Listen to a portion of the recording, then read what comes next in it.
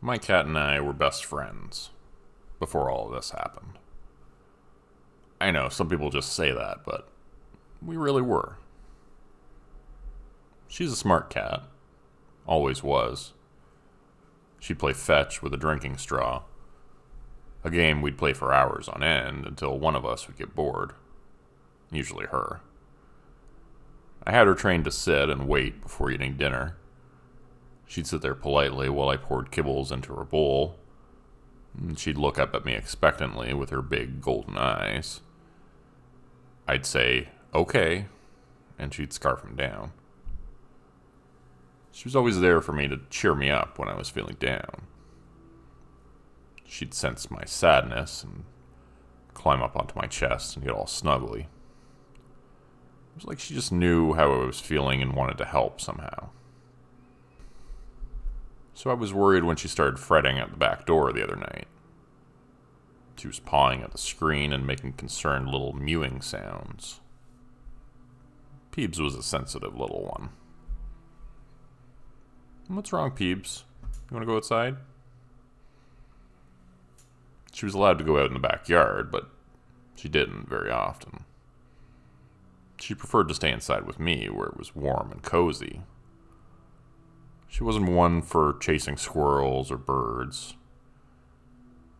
Usually she'd go out, eat some grass, roll around on her back, and then return to the door and be scratching at it 5 minutes later. I opened the door for her and held it open. And she just stared at me. I tried to give her a little push, but she planted her feet stubbornly. She looked out the door, looked at me, looked out the door, looked at me again. Her way of saying, I want you to come with me. She waited for me to step outside, then followed along quickly and passed by me. She sprinted off ahead of me.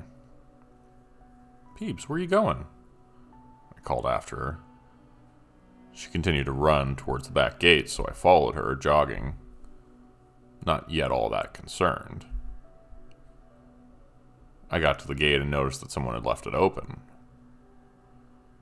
I shared the house with another renter who lived in the basement, and he occasionally would forget to leave. I shared the house with another renter who lived in the basement, and he occasionally forgot to latch the gate. Peebs had gotten out once because of it, and I had to tell him to be more careful. Looked like he would need another reminder. Peebs was far up ahead of me now. I saw her tiny footsteps moving forward in the orange glow of a streetlight, her pitch-black body disappearing into the night a second later. Peebs. I was getting really worried now. She'd never done anything like this before. I ran after her as fast as I could, barely tracking her little black body running ahead of me off into the night. My heart was beating faster now. I'd lost sight of her. I continued running in the direction she'd gone, hoping to catch a glimpse of her. I finally saw her tail, just the end of it, as it disappeared behind a car in a driveway up ahead.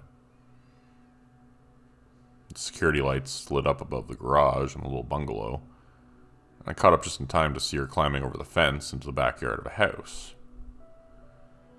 I looked around and realized it was Mr. Murray's place. His old barf green Cadillac was parked in the driveway. I hurried up to the fence and reached my arm over the top, feeling for the latch on the other side.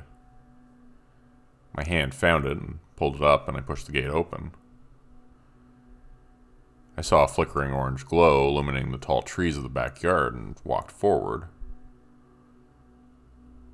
A ring of people in hooded robes stood around a large pyre.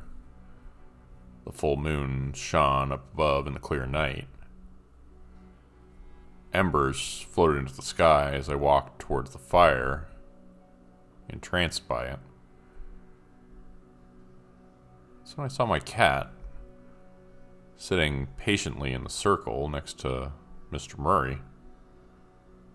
Her yellow eyes glowed in the light of the fire. Her fur was jet black, except for a small, square white patch at her throat. Her priest collar, as I had always thought of it. The assembled ring of human forms turned and faced me in the dancing light of the fire, their low, rumbling chants now silent. I looked ahead and to the right, where movement and muffled screams caught my sudden attention. A burlap sack lay on the ground near a garden shed in the corner. The shape inside the bag, which thrashed and kicked, was clearly human, terrified and drugged with almost enough of something which appeared to be wearing off, as their voice became gradually clearer and more desperate. I stood there for what felt like a long time. And finally, Mr. Murray spoke up. Jason, is it? He got my name wrong, but under the circumstances, I let it slide. You appear to have caught us mid-ceremony. Usually our rituals are more mundane. A goat or a fawn will usually appease Balrock. This week, however, his desires were greater. He requires a steeper sacrifice every so often when the moon is fat and full. The assembled forms nodded, still staring at me. The screams grew louder and clearer from the burlap sack, until someone walked over and pulled a hypodermic from their sleeve, injecting it quickly and wordlessly into the form in the bag. Ow, what the hell? The shape yelled from inside the bag, then slumped over and began to snore. The hooded figure walked back and took its place in the circle once again. They were all still staring at me, waiting for my answer to a question that had never been asked. Oh, sure. Balrog. I'm in. It sounds like fun. I hoped they would agree and decide to let me live rather than making me a second and superfluous sacrifice to their weird cat god, a statue of which I now saw raised up on a pedestal closer to the house. Balrock, the group said together simultaneously. Yeah, Balrack. Sure. Man, you guys are great. Getting together like this. It's good to have a social group.